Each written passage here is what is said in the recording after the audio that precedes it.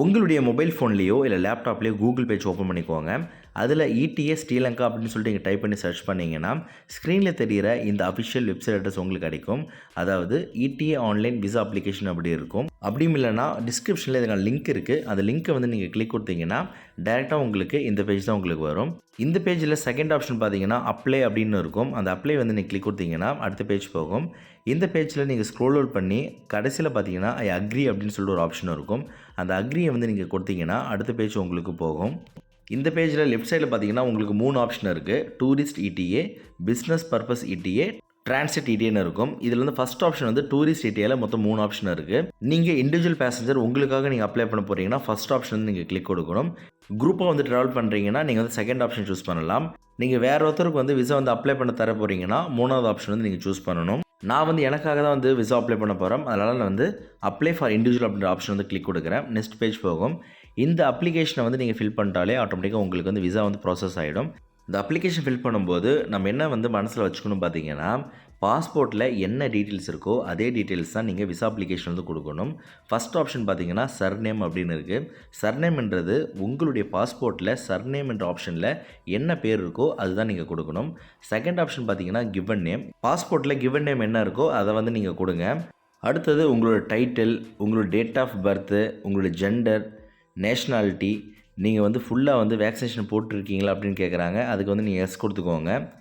அடுத்தது கண்ட்ரியை வந்து நீங்கள் சூஸ் பண்ணிக்கோங்க. அடுத்தது பாஸ்போர்ட் நம்பர் கரெக்டாக டைப் பண்ணிக்கோங்க. இஷ்யூட் டேட்டு, அதே போல் எக்ஸ்பைரி டேட் வந்து மென்ஷன் பண்ணிக்கோங்க. அடுத்தது கீழே பார்த்தீங்கன்னா children information in parents passport அப்படின்னு இருக்கும். அப்படின்னா 16 வயசு கீழே இருக்கிற சைல்டு வந்து உங்கள் கூட ட்ராவல் பண்ணாங்கன்னா அவங்களுக்கு தனியாக ETA வந்து நீங்கள் அப்ளை பண்ண தேவையில்லை. இதிலே வந்து அவங்க டீட்டெயில்ஸ் வந்து நீங்கள் கொடுக்கலாம். சப்போஸ் அப்படி ட்ராவல் பண்ணாங்கன்னா நீங்கள் கொடுங்க. அப்படி இல்லைனா நீங்கள் ஸ்கிப் பண்ணிட்டு அடுத்த ஆப்ஷன் நீங்கள் போயிடலாம். அடுத்தது ட்ராவல் இன்ஃபர்மேஷன். லாஸ்ட் 14 நாள் வந்து நீங்கள் எந்த நாட்டில் இருந்தீங்க அப்படின்னு சொல்லிட்டு மென்ஷன் பண்ணணும்.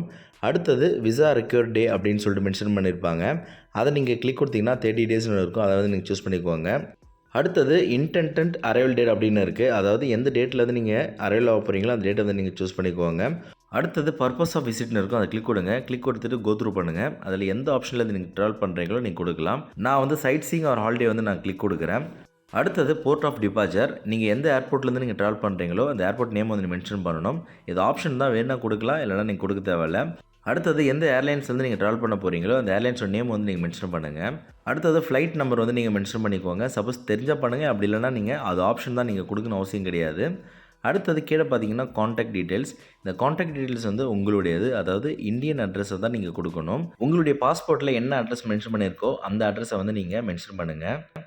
அடுத்தது அட்ரஸ் இன் ஸ்ரீலங்கான்னு இருக்கும். ஸ்ரீலங்காவில் நீங்கள் டூரிஸ்ட் போகிறதுனால எந்த அட்ரஸில் வந்து நீங்கள் ஸ்டே பண்ண போகிறீங்களோ அந்த அட்ரஸை நீங்கள் மென்ஷன் பண்ணணும்.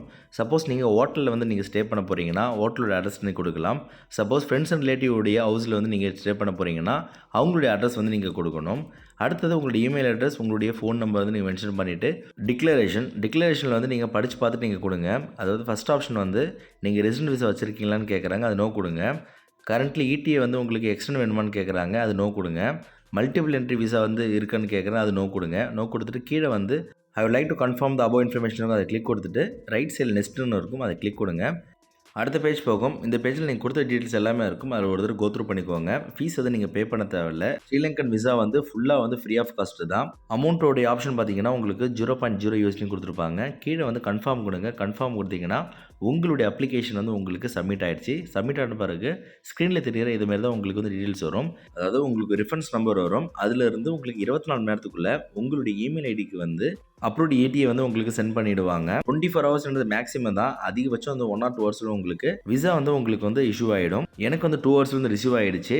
உங்கள் ETA நம்பர், உங்கள் நேமு, இது போய் எல்லாமே மென்ஷன் பண்ணியிருப்பாங்க. உங்கள் அப்ளிகேஷன் ஸ்டேட்டஸும் அப்ரூவ்னு இருக்கும்.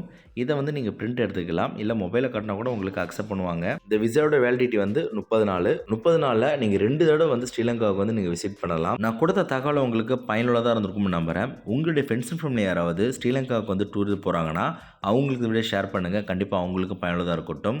உங்களுக்கு ஃப்ளைட் ட்ராவல் பற்றி வேறு ஏதாவது டவுட் இருந்தாலும் கமெண்ட் செக்ஷனில் கமெண்ட் பண்ணுங்கள். கண்டிப்பாக உங்களை ரிப்ளை பண்ணுவேன். மேலும் ஃப்ளைட் ட்ராவல் சம்மந்தமான எந்த ஒரு வீடியோக்கும் நம்ம சேனலை மறக்காமல் சப்ஸ்கிரைப் பண்ணிவிடுங்க. நன்றி, வணக்கம்.